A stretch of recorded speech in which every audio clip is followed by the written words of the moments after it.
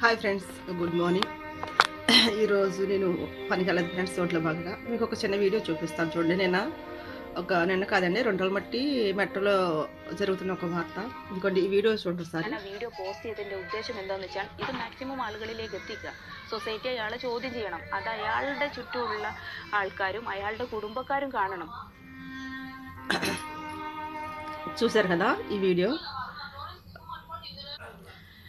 నాకు కేరళ వచ్చు, మీకు తెలుసు నేను కేరళలో వెళ్ళాను ఉంటానని చెప్పేసి. కాబట్టి వాళ్ళు ఏమన్నారంటే, ఒక అమ్మాయి వల్ల ఒక యూట్యూబ్లో డౌన్లోడ్ చేసిన ఒక వీడియో వల్ల తను చనిపోయాడు. 38 సంవత్సరాల అబ్బాయి. తను తట్టుకోలేక, నేను చేయని తప్పకి 10 మందికి సమాధానం చెప్పలేక తను ఉంటున్న రూమ్లో తను ఉరేసుకుని చనిపోయాడు. ఓకేనా. తను ఒక్కడే కొడుకు. ఆ కుటుంబానికి తల్లిదండ్రులు అయితే ముసలి వాళ్ళు బాగా. ఎట్లాగంటే ఆ అమ్మాయి బస్సులో వెళ్తున్నప్పుడు వీడియో తీసిందంట. వీడియో తీసి తను కావాలని నన్ను ముట్టుకుంటున్నాడు, ఎక్కడ పడితే అక్కడ లేడీస్కి 5 అంటే లేడీస్కి ఉంటాయి కదా, అలాగా ఎక్కడ పడితే అక్కడ టచ్ చేస్తున్నాడు అని చెప్పేసి తను ఒక వీడియో చేసి వదిలినప్పుడు వాళ్ళందరూ కూడా కేరళలో అందరు కూడా చూసి ఓకే తను అడుగుతున్నాడంట. తనకి లైక్లు షేర్లు తెగ వస్తూ ఉన్నాయంట. తన ఫ్రెండ్ ఎవరైతే ఉన్నారో తన ఫ్రెండ్ తనకు ఫోన్ చేసి చెప్పాడంటే, ఇలా ఒక వీడియో వైరల్ అవుతూ ఉంది అని ఇదని చెప్పేసి అంటే ఆ వీడియో తనకి పంపించమని చెప్పి ఆ వీడియో చూసిన అదే రోజు నైట్ తను చనిపోయాడు. ఇప్పుడు కేరళలో పెద్ద ఇష్యూ అయిందన్నమాట ఈ విషయం. అది దుబాయ్లో కూడా మెట్రోలో కూడా ఇదే చర్చ అవుతూ ఉంది. ఆ అమ్మాయి దుబాయ్ వచ్చిందని చెప్పేసి ఎవరన్నా మీకు తెలిస్తే ఆ అమ్మాయి పలానా చోట ఉందని చెప్తే మనం పట్టుకుని సావదింగాలి అని. ఎందుకంటే అమాయకుడైన ఒక అబ్బాయి ప్రాణం తీసేసింది అనమాట ఆ అమ్మాయి ఒక వీడియో వల్ల. తన కుటుంబానికి ముసలోళ్ళు అంటే నేను చూస్తూ ఉన్నాను వీడియో. తన ముసలి తల్లిదండ్రులు కన్నే పొన్నే అంటూ, అంటే కేరళ లాంగ్వేజ్లో అలాగే అంటారు. తన భార్యను కూడా వద్దనుకుని తన దగ్గరే, తన తల్లిదండ్రుల దగ్గరే ఉంటూ తల్లిదండ్రులను మంచిగా ప్రేమగా చూసుకుని తన వ్యక్తి ఈరోజు భూమి మీద లేకుండా చేసేసింది ఆ అమ్మాయి.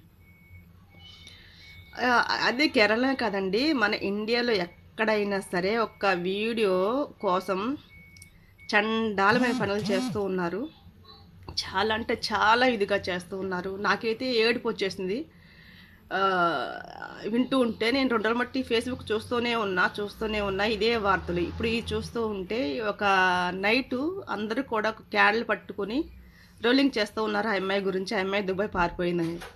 ఆ అమ్మాయి ఎలాగైనా పోలీసులు పట్టుకోవాలి, కేరళ తీసుకురావాలి అని చెప్పేసి. ఏమండి, ఒక వీడియో అంటే వైరల్ అవ్వాలంటే ఆడవాళ్ళకి చాలా ఉన్నాయి.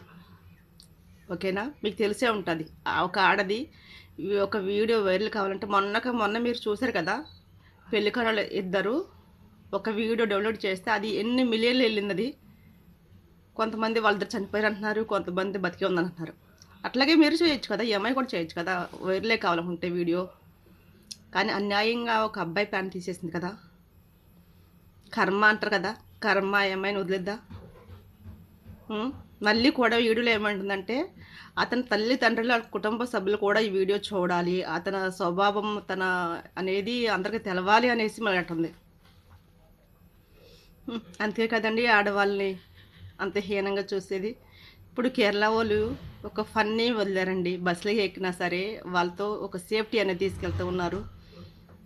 సేఫ్టీ అంటే మీరు ఏదో అనుకోదు, పక్కంట ఒక గొడుగులాగాను, లేకపోతే అట్ట పెట్టను, లేకపోతే ముళ్ళ డ్రెస్ వేసుకును, కంచు వేసుకును ఇప్పుడు ప్రయాణాలు చేయవలసి వస్తుందని మగోళ్ళు కామెంట్ చేస్తున్నారు. అది నిజమే కదా.